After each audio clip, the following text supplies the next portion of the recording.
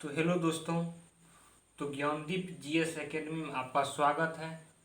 तो daily test series में चलते हैं। आज डेली टेस्ट सीरीज तीसरा होगा, जो Bihar police SI, Bihar police, UP SI, UP police, railway, SSC, other competition exam के लिए बहुत ही महत्वपूर्ण होगा। तो चलिए, सेट नंबर आज तीसरा होगा। तो आप लोग इसका पीडीएफ टेलीग्राम चैनल पर उपलब्ध करा दिया जाएगा, जिसका लिंक डिस्क्रिप्शन में दे दिया गया है। आप लोग वहां से इस पीडीएफ को डाउनलोड करके पहले आप अपना बना लीजिएगा। उसके बाद इस वीडियो से आप आंसर मिलाइएगा, तो आप कितना स्कोर कर पाते हैं। तो चलिए शुरू करते हैं क्वेश्चन नंबर 1 से। क्वेश्चन नंबर 1 में है, देखिए क्वेश्चन नंबर 1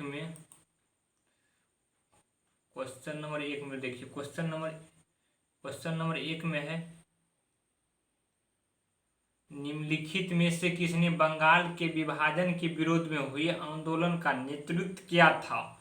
तो ऑप्शन नंबर 1 में सुरेंद्र नाथ बनर्जी, ऑप्शन नंबर बी में है CR दास, ऑप्शन नंबर सी में है आशुतोष मुखर्जी, और डी में है रविन्द्रनाथ टैगोर। तो इसका सही आंसर हो जाएगा ऑप्शन नंबर 1 सुरेंद्र नाथ बनर्जी।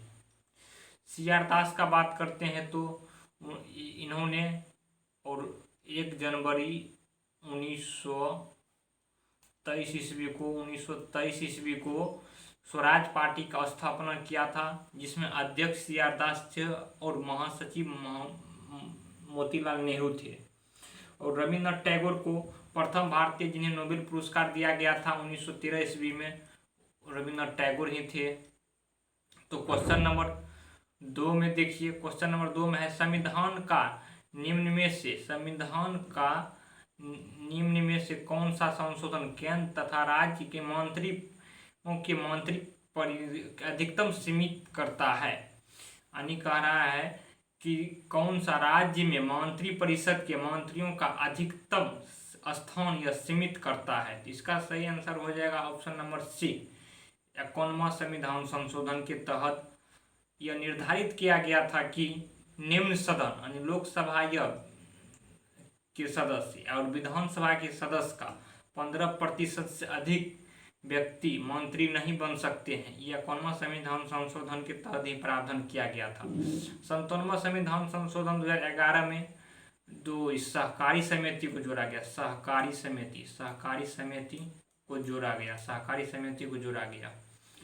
और चलते हैं क्वेश्चन नंबर तीसरा की ओर। क्वेश्चन नंबर 3 में क्या है, क्वेश्चन नंबर 3 में कह रहा है, नंदा देवी चोटी किस हिमालय का भाग है। यह हो जाएगा option number C, Kumaon Himalaya का। नंदा देवी किस हिमालय का भाग है, कुमायूं हिमालय का।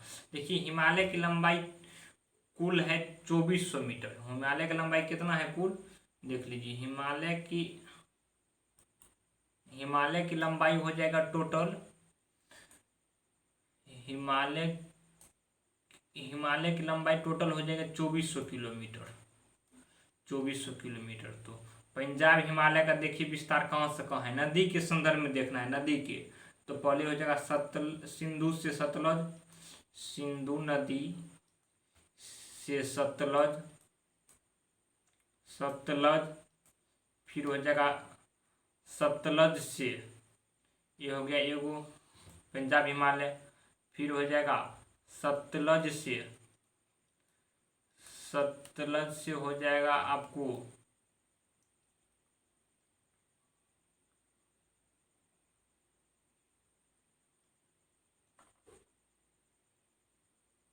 सतलज से काली नदी हो जाएगा आपको कुमायूं हिमालय। उसके बाद काली से तीस्ता हो गया आपको नेपाल हिमालय। और तीस्ता से दिहांग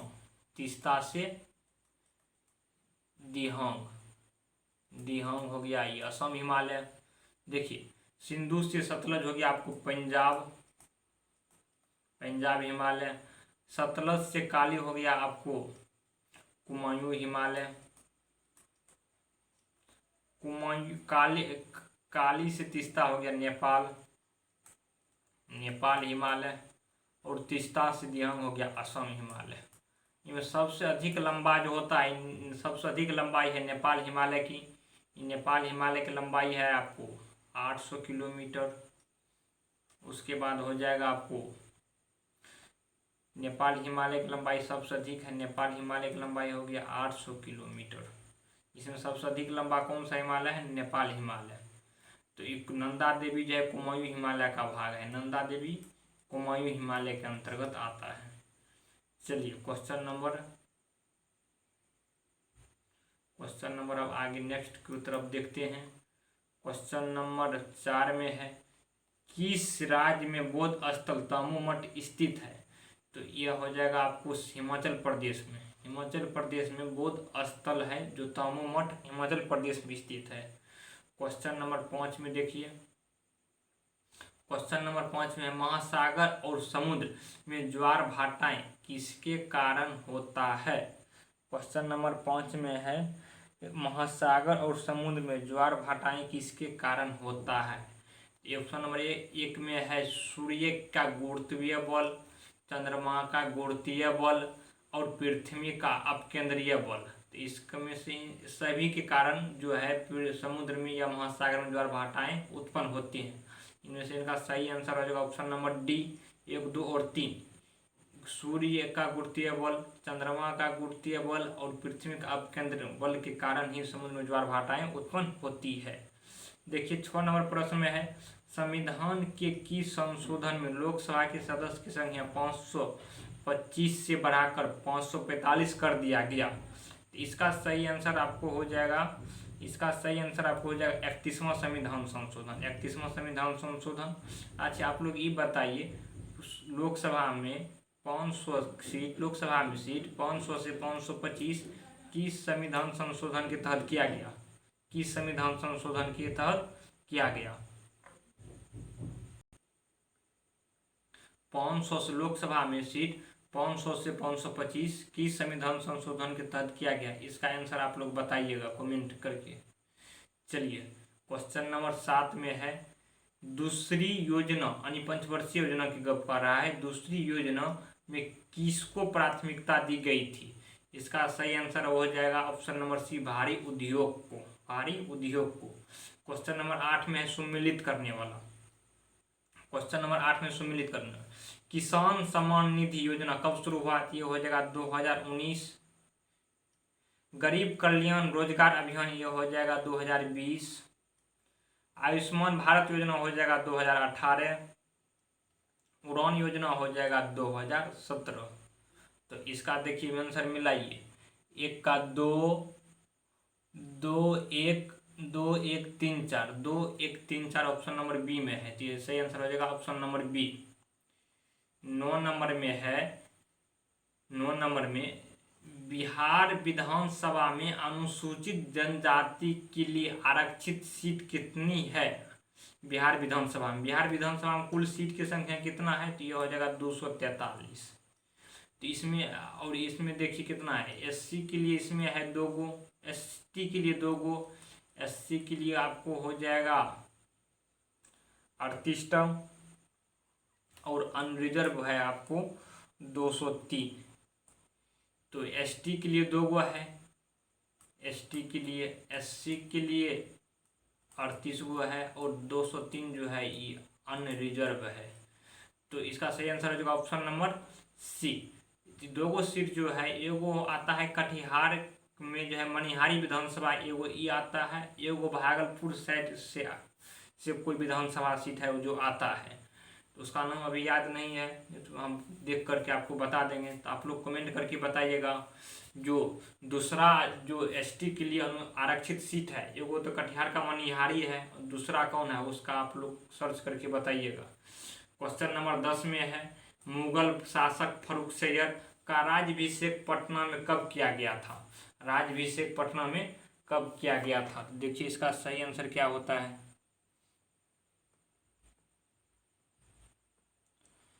तो इसका सही आंसर हो जाएगा option number C, Farrukh Syed का राज्याभिषेक 1713 ईस्वी में हुआ था। तो मुगल बादशाह का देख लीजिए, मुगल बादशाह जो था यानी औरंगजेब के बाद जो मुगल बादशाह था उनको सबको एक नज़र देख लीजिए, इनका सबका कार्यकाल और नाम एक बार याद कर लीजिए। अच्छा रहेगा।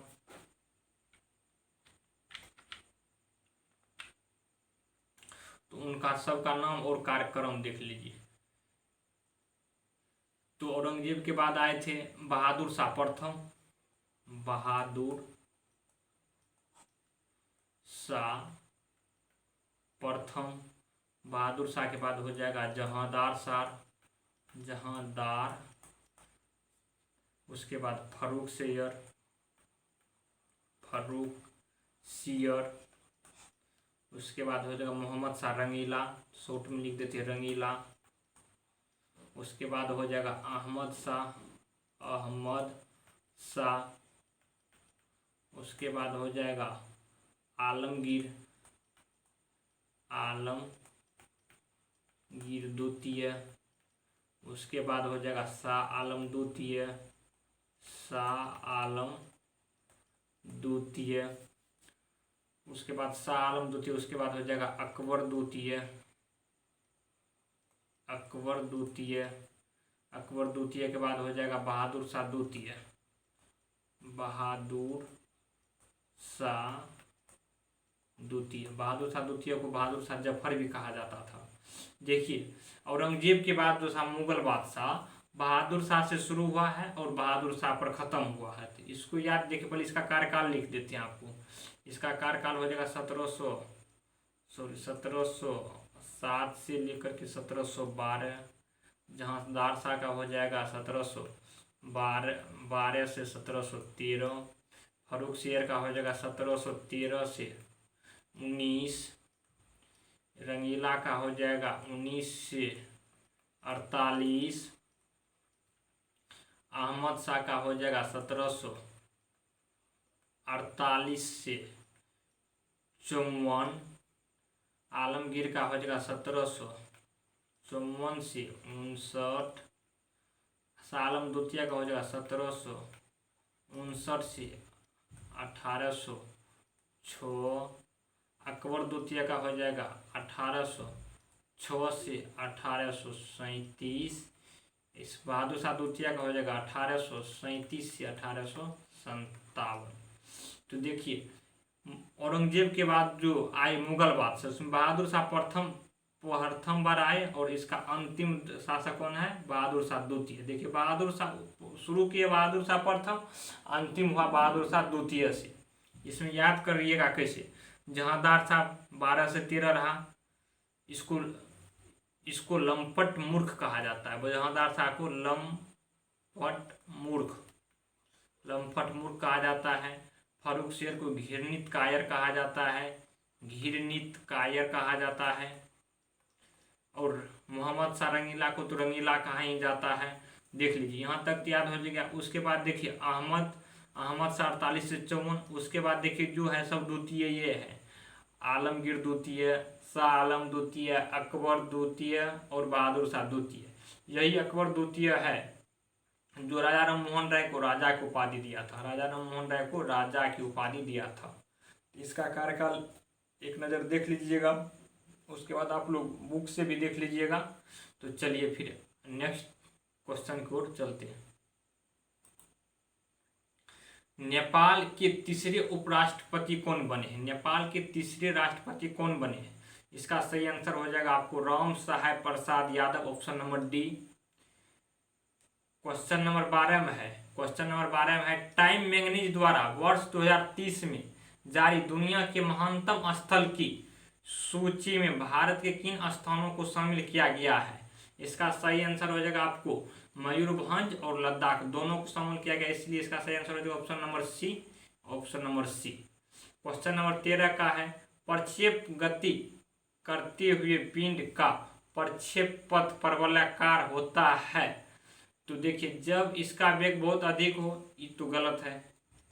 जब इसका वेग बहुत अधिक नहीं हो, ऐसा कोई बात ना है कि इसका वेग अधिक नहीं होगा तो परवलय ही होगा, ऐसा भी निश्चित नहीं है।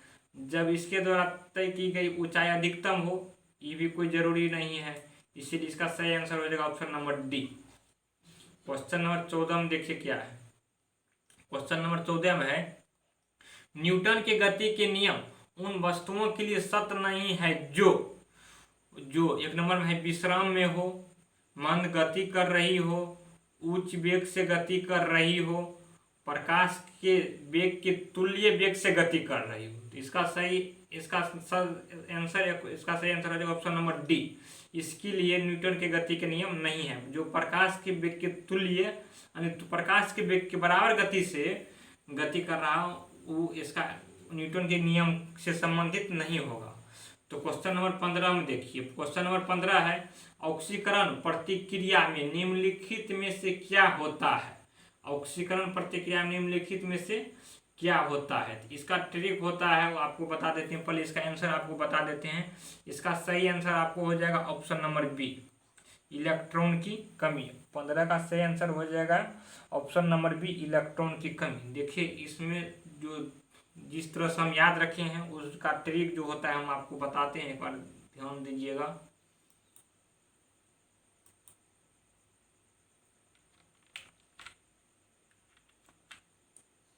देखिए ऑक्सीकरण और अपकरण के लिए जो होता है उसको एक बार देख लीजिए।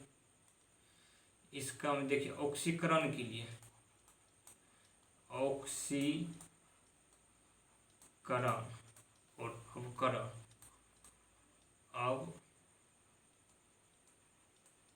अपकरण, तो ऑक्सीकरण में होता है रेल, RAIL रेल, इसमें लिख दीजिए गार्ड, GARD गार्ड। तो आर से हो गया रिमूव ऑफ इलेक्ट्रॉन, ए से हो जाएगा आपको रिमूव ऑफ, ये हो जाएगा ऑक्सीजन में हो जाएगा रिमूव ऑफ हाइड्रोजन, सॉरी इसमें हो जाएगा remove of hydrogen, addition of S हो जाएगा एडिशन ऑफ ऑक्सीजन, आई से हो जाएगा इंक्रीजेज ऑक्सीजन,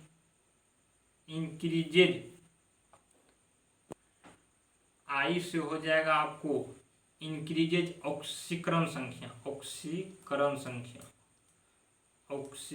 संख्या में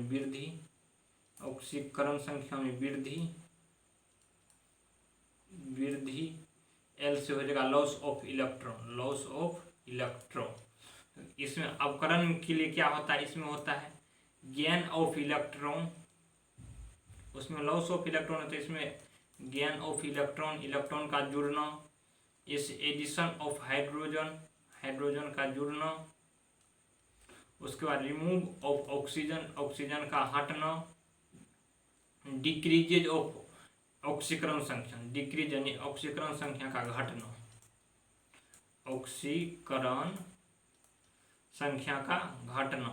संख्या का घटना। तो ऑक्सीकरण में 4 मुख्य रूप से होते हैं तो और भी अधिक, लेकिन मुख्य रूप से 4 ही होते हैं। आर का मतलब हो गया है रिमूव ऑफ हाइड्रोजन, ए का मतलब एडिशन ऑफ ऑक्सीजन यानी हाइड्रोजन का हटना, ऑक्सीजन का जुड़ना, इलेक्ट्रॉन का कमी होना और ऑक्सीकरण संख्या में वृद्धि, ये हो गया ऑक्सीकरण का उदाहरण। ऑक्सीकरण में ये सब होता है। उसके बाद अपकरण में होता है gain of electron, addition of hydrogen, remove of oxygen, decreases of ऑक्सीकरण संख्या। तो ये 4 रेल गार्ड आप याद रखिएगा। जो भी प्रश्न आएगा इससे आप सोल्व करने का कोशिश कीजिएगा तो हो जाता है। मैक्सिमम प्रश्न हम ट्राई किए हैं, इसी सूत्र से लगभग मैक्सिमम हल हो जाता है। तो क्वेश्चन आगे की ओर चलते हैं। क्वेश्चन नंबर 15 हो गया है। क्वेश्चन नंबर 16 में देखिए, क्वेश्चन नंबर 16 में है पानी की कमी के कारण कोशिका के संकुचित भित्ति से अलग होने की प्रक्रिया को क्या कहा जाता है। ऑप्शन नंबर ए में है साइटोलिसिस, ऑप्शन नंबर बी में है डी प्लाज्मोलिसिस, सी में है प्रकाश संश्लेषण और डी में है प्लाज्मोलिसिस। तो इसका सही आंसर हो जाएगा ऑप्शन नंबर डी, पानी की कमी के कारण कोशिका के संकुचित भित्ति से अलग होने की प्रक्रिया को प्लाज्मोलिसिस कहते हैं। तो क्वेश्चन नंबर 17 देखिए, जोंक निम्नलिखित में से किस संघ से संबंधित है। जोंक जो है ये हो जाएगा एनिलिडा संघ में आते हैं, जोंक एनिलिडा संघ में। तो क्वेश्चन नंबर 18 में देखिए, क्वेश्चन नंबर 18 कौन सा विषाणु जनित रोग नहीं है चेचक विषाणु से होता है, खसरा विषाणु से होता है, इन्फ्लुएंजा विषाणु से होता है, तपेदिक जो होता है ये बैक्टीरिया से होता है। ये हो जाएगा ऑप्शन नंबर बी इसका सही आंसर। क्वेश्चन नंबर 19 में सुमेलित करने वाला, देखिए सुमेलित करेंगे तो देखिए आर्किमिडीज का सिद्धांत, आर्किमिडीज का सिद्धांत आपको हो जाएगा बादल के तैरने से। बादल का तैरना आर्किमिडीज के सिद्धांत पर आधारित है। हाइड्रोलिक लिफ्ट ये हो जाएगा पास्कल के नियम से। दूध मापी जो होता है ये स्टोक के नियम है। और कनित्र ये हो जाएगा बर्नौली के नियम से। तो इसमें मिलाइए आपको सही कौन, देखिए ऑप्शन मिलाइए 2 3 4 1, 2 3 4 1 की कहाँ है तो ऑप्शन नंबर डी में है 2 3 4 1। तो क्वेश्चन नंबर 20 की ओर चलते हैं। क्वेश्चन नंबर 20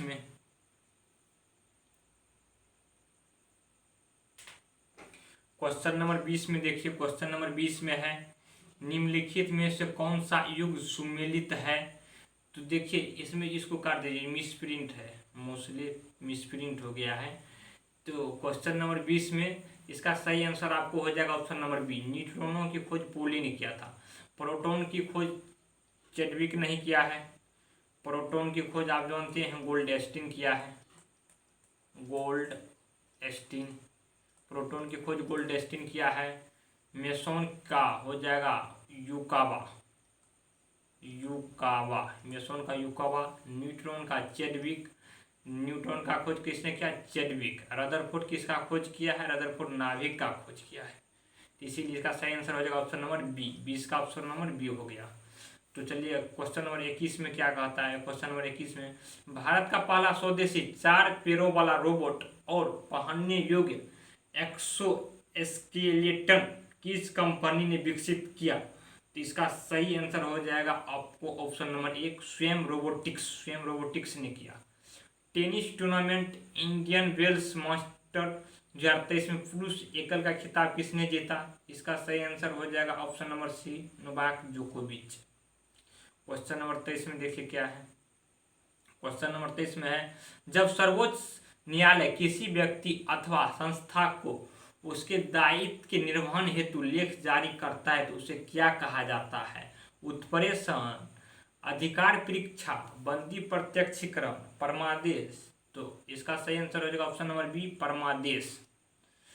अधिकार परीक्षा ये सरकारी व्यक्ति के ही खिलाफ जारी किया जाता है, यानी उसी के जांच पड़ताल के लिए अधिकार परीक्षा जांच जब सर्वोच्च न्यायालय जारी करता है, जब वो अपना कार्य का निर्वहन सही ढंग से नहीं करते हैं तब। बंदी प्रत्यक्षीकरण, इसमें पुलिस को अधिकार, जनता को अधिकार दिया गया किस अधिकार से आप पकड़े हैं। तो इसका सही आंसर हो जाएगा ऑप्शन नंबर बी। चलिए क्वेश्चन नंबर 24 में देखिए क्या कहता है। क्वेश्चन नंबर 24 में भारत के एक राज्यपाल से संबंधित निम्नलिखित कथनों पर ध्यान दीजिए। इसका कौन सा सही है। उसे जन्म से भारत का नागरिक होना चाहिए, ऐसा कोई बात नहीं। उसे जन्म बाद में भी भारत का नागरिकता ले सकता है जो राज्यपाल भारत बनेगा, ऐसा कुछ जरूरी नहीं है कोई जन्म से ही भारत का नागरिक हो। उसकी आयु कम से कम 35 वर्ष होनी चाहिए, ये बात बिल्कुल सही है। उसमें लोकसभा की सदस्यता होने की योग्यता होनी चाहिए, ये कहीं कोई बात ही अनिवार्य नहीं है। कुछ लोकसभा की सदस्य की योग्यता होनी चाहिए, ऐसा कोई जरूरी नहीं है। वह एक से अधिक राज्यों का राज्यपाल हो सकता है, ये सही है। ये 7वां संविधान संशोधन के तहत यह अधिकार राज्यपाल को दिया गया था। तो इसमें कौन सही है। ऑप्शन नंबर 1 और 4, 1 और 4 किस में है, 1 और 4, 1 और 4 देखिए इसका सही आंसर क्या हो जाएगा। 24 का हो जाएगा ऑप्शन 2 और 4 है ना, 2 और 4 ऑप्शन नंबर डी है वो। इसका सही आंसर 2 और 4। 1 नंबर गलत है और 1 नंबर और 3 नंबर गलत है। क्वेश्चन नंबर 25 में देखिए निम्नलिखित में से कौन सा भारत सरकार द्वारा नहीं लिया जाता है। भारत सरकार द्वारा देखिए सेवा कर भारत सरकार द्वारा लिया जाता है, सीमा कर भी भारत सरकार द्वारा लिया जाता है, उसके बाद निगम कर भी भारत सरकार द्वारा लिया जाता है, मनोरंजन कर राज्य सरकार द्वारा लिया जाता है, राज्य सरकार द्वारा लिया जाता है, राज्य सरकार द्वारा। इसका सही आंसर हो जाएगा option number B. Question number है पर्यावरण शब्द की उत्पत्ति किस भाषा से हुई है? इसका सही आंसर हो जाएगा आपको फ्रेंच। आप बताइए, पर्यावरण शब्द की उत्पत्ति फ्रेंच से हुई है, तो मानसून शब्द की उत्पत्ति किससे हुई है? मानसून शब्द की उत्पत्ति किससे हुई है? इसका हो जाएगा अरबी से। मानसून शब्द की उत्पत्ति अरबी से हुई है।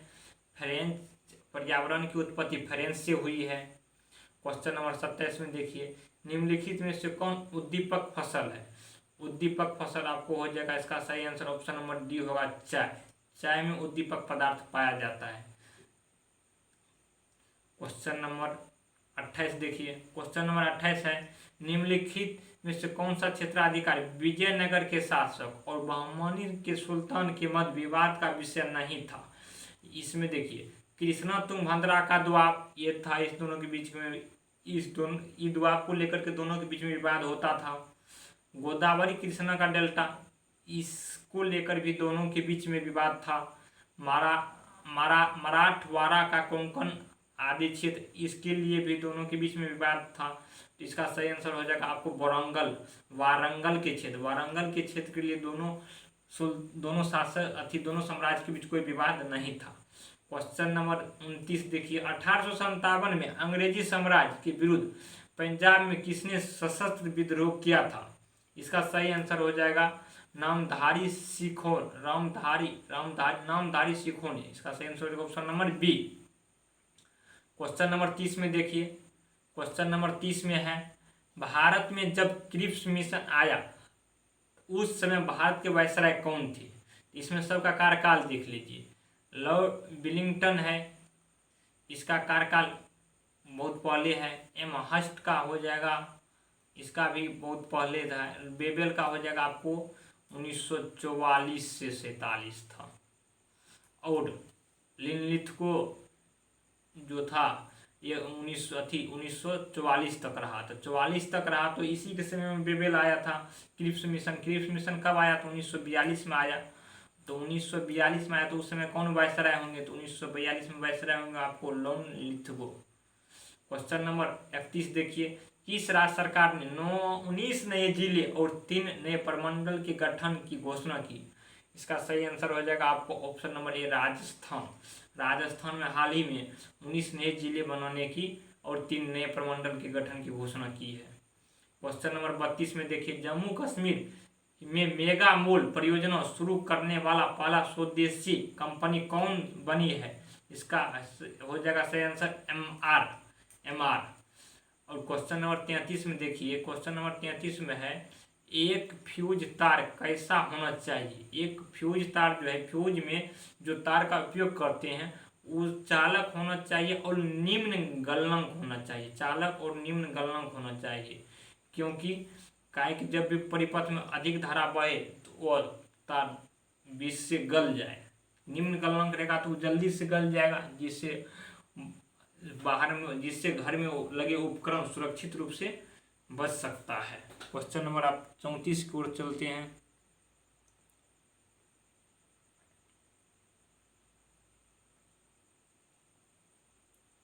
क्वेश्चन नंबर 34 में देखिए क्या है।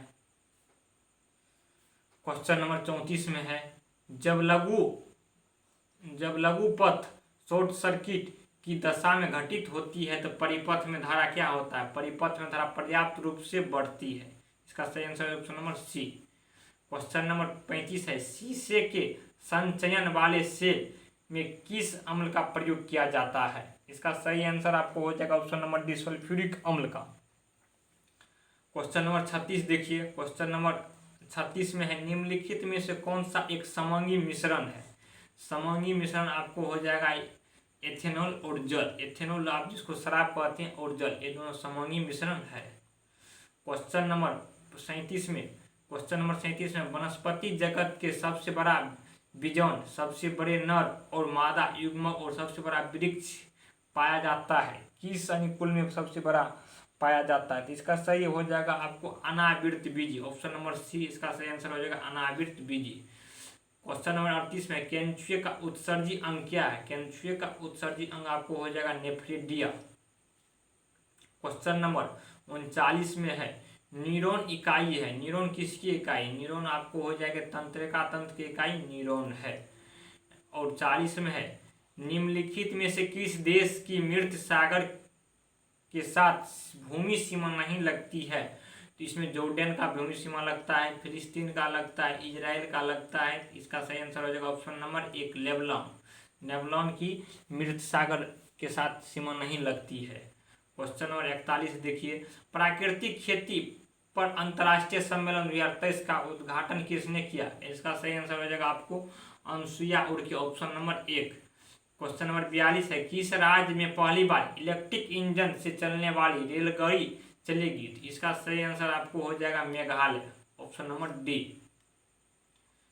अब है पहली, क्वेश्चन नंबर 43 में है, पहली उदय एक्सप्रेस ट्रेन किस स्टेशनों के बीच चली थी? इसका सही आंसर हो जाएगा आपको बेंगलोर और कोयम्बटूर के बीच। और 44 में है मिलान करने वाला। 44 में क्या है? मिलान करने वाला। तो आप इसको मिलाइए, इसको मिलाइए, देखिए क्या होता है। देखिए और नीचे में ऑप्शन छपा गया है, इसको पूरा ऊपर कर लेते हैं।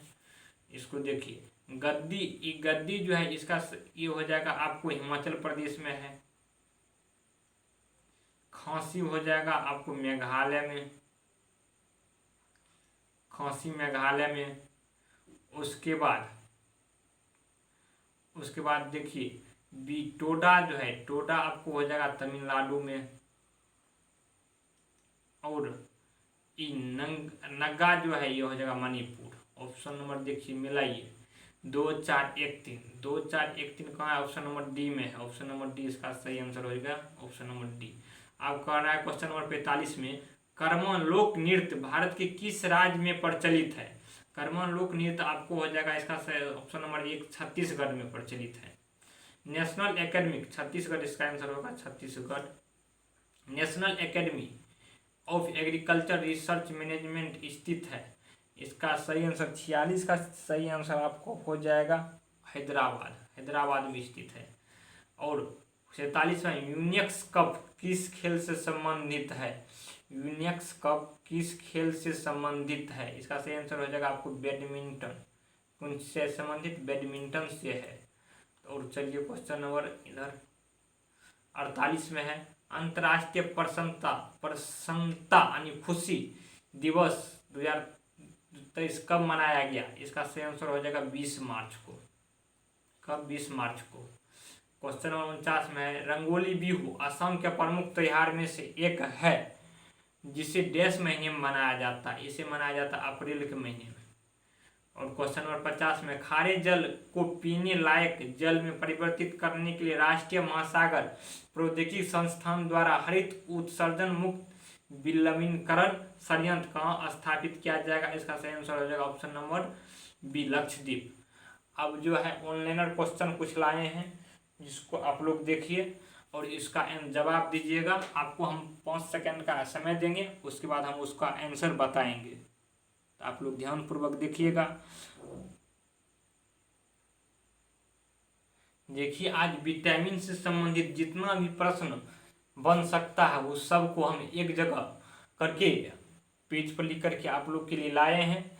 तो इसका पीडीएफ भी आपको उसी के साथ एमसीक्यू के साथ उपलब्ध करा दिया जाएगा। आप लोग पहले एक बार देख लीजिएगा, उसके बाद आंसर देखिएगा तो ज़्यादा याद रहेगा। तो आपको डेली टेस्ट सीरीज ये प्रत्येक दिन उपलब्ध करा दिया जाएगा। ये तो क्वेश्चन नंबर 1 का आंसर दीजिए, विटामिन ए का रासायनिक नाम क्या है? विटामिन ए का रासायनिक नाम क्या है? विटामिन ए का रासायनिक नाम क्या है? तो आप लोग 5 सेकंड का समय दिया जाता है, आप लोग एक बार सोच करके बताइए क्या हो सकता है, तब तक हम तो बता ही देंगे। तो चलिए, इसका विटामिन ए का रासायनिक नाम हो जाता है, विटामिन ए का रासायनिक नाम रेटिनॉल, रेटिनॉल। विटामिन ए का रासायनिक नाम आपको हो जाएगा रेटिनॉल। और विटामिन B1 का रासायनिक नाम क्या है? 5 सेकंड का समय देते हैं, आप लोग बताइए। तो चलिए, विटामिन B1 का रासायनिक नाम हो जाएगा थायमीन, थायमीन। और विटामिन B2 का रासायनिक नाम क्या है? तो बताइए सोच के एक बार। तो इसका सही आंसर हो जाएगा आपको विटामिन B2 का रासायनिक नाम riboflavin, riboflavin. Riboflavin.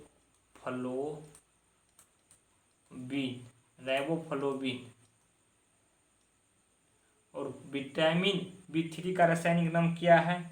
Vitamin B3 का रासायनिक नाम हो जाएगा नियासिन। विटामिन B3 का रासायनिक नाम हो जाएगा नियासिन। तो इसी तरह से बताइए विटामिन B5 का रासायनिक नाम क्या है? विटामिन B5 का नाम हो जाएगा रासायनिक नाम आपको पेंटोथेनिक अम्ल।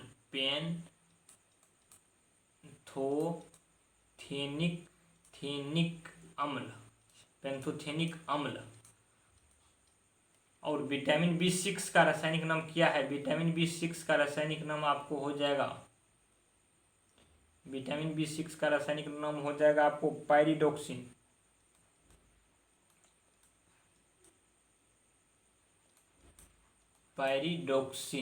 विटामिन B6 का रासायनिक नाम पायरिडोक्सिन।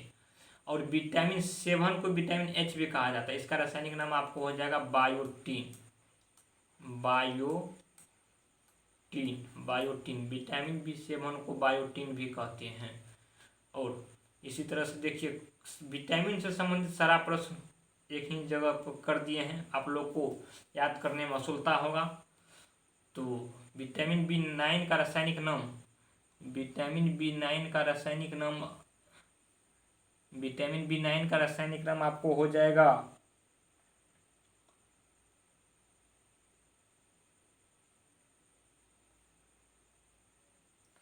विटामिन B9 या B9 को B11 भी कहा जाता है। विटामिन B9 का यह विटामिन B11, इस दोनों का एक ही नाम है फोलिक अम्ल।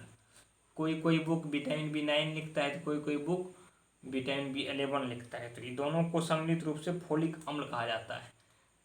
यानी विटामिन B9 को किसी बुक में फोलिक अम्ल लिखा गया है, किसी भी बुक में विटामिन B11 को फोलिक अम्ल लिखा गया, इसीलिए दोनों को एक ही जगह कर दिए हैं।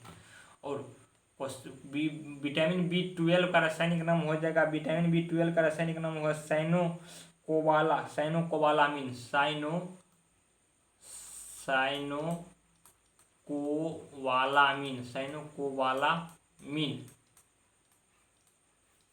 और विटामिन C का रासायनिक नाम हो जाएगा एस्कर्बिक एसिड।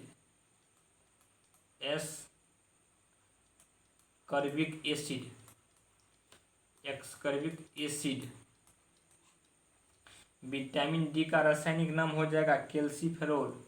विटामिन D का रासायनिक नाम हो जाएगा कैल्सीफेरोल। और विटामिन E का रासायनिक नाम हो जाएगा टेकोफेरोल। विटामिन E का नाम हो जाएगा टेकोफेरोल। विटामिन K का नाम हो जाएगा फिलोक्विनोन।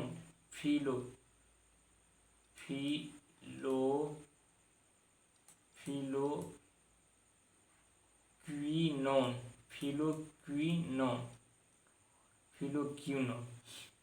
तो ये हो गया विटामिन का, जितना विटामिन था सबका रासायनिक नाम। अब उससे संबंधित प्रश्न है, जो भी बनता है उससे संबंधित प्रश्न देखिए ऑनलाइनर में हम करके लाए हैं। ऑब्जेक्टिव तो नहीं किए हैं, लेकिन ऑनलाइनर में आप लोग आंसर दीजिएगा। जीरोथेलेमिया किस विटामिन के कमी से होता है? जीरोथेलेमिया बीमारी है, ये किस विटामिन की कमी से होता है? जीरोथेलेमिया किस विटामिन की कमी से होता है? तो ऑप्शन नंबर देखिए इसका, जीरोथेलेमिया किस विटामिन की कमी से होता है? इसका हो जाएगा सही आंसर विटामिन ए हो जाएगा। क्वेश्चन नंबर 2 में है प्लेगरा या 4D सिंड्रोम किस विटामिन की कमी से होता है? ये हो जाएगा विटामिन B3 की कमी से। इसका 2 का आंसर हो जाएगा विटामिन B3 की कमी से। क्वेश्चन नंबर 3 में है किस विटामिन की कमी से बालों से का सफ़ेद होना होता है? किस विटामिन की कमी से बाल सफ़ेद हो जाता है?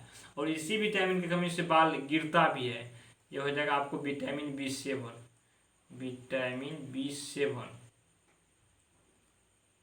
क्वेश्चन नंबर 4 में है लकवा किस विटामिन की कमी से होता है? क्वेश्चन नंबर 4 में है लकवा किस विटामिन की कमी से होता है? इसका भी हो जाएगा विटामिन B7 की कमी से, विटामिन B7 की कमी से, विटामिन B7 के कमी से। और क्वेश्चन नंबर 5 में है, क्वेश्चन नंबर 5 में है किस विटामिन को H विटामिन के नाम से भी H विटामिन भी कहा जाता है? ये भी हो जाएगा B7। अभी देखे हैं B7 का रासायनिक नाम बायोटिन है। इस विटामिन को H विटामिन भी कहते हैं।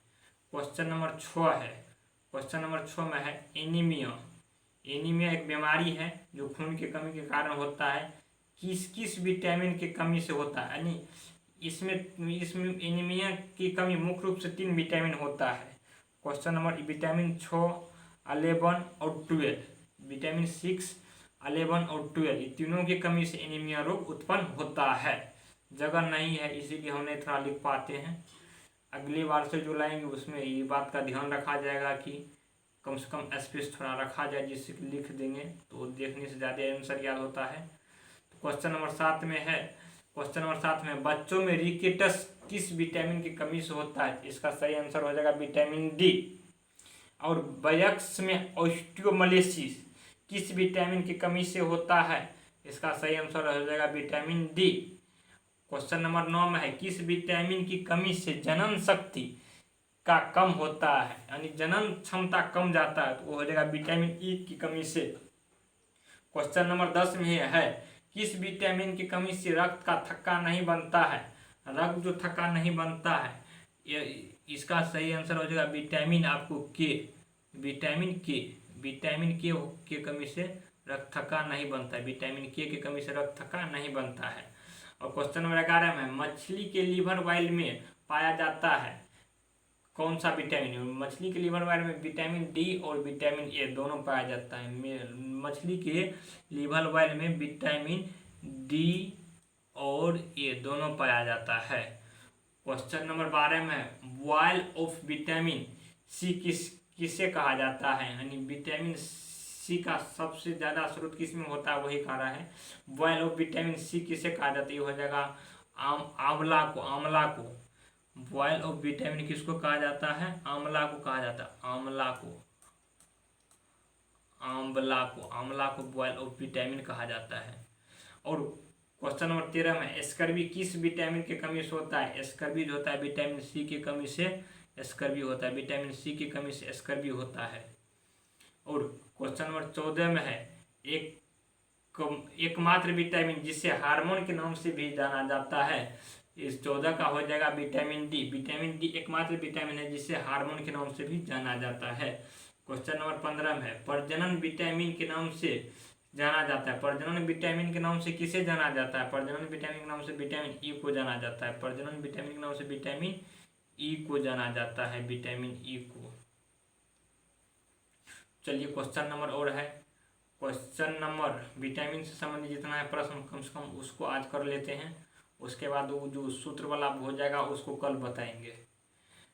क्वेश्चन नंबर 16 में है विटामिन हमारे शरीर में किस विटामिन का निर्माण होता है? हमारे शरीर में विटामिन डी का निर्माण होता है। किस विटामिन का? विटामिन डी का निर्माण होता है। क्वेश्चन नंबर 17 में जल में घुलनशील विटामिन है। जल में घुलनशील विटामिन का हो जाएगा BC।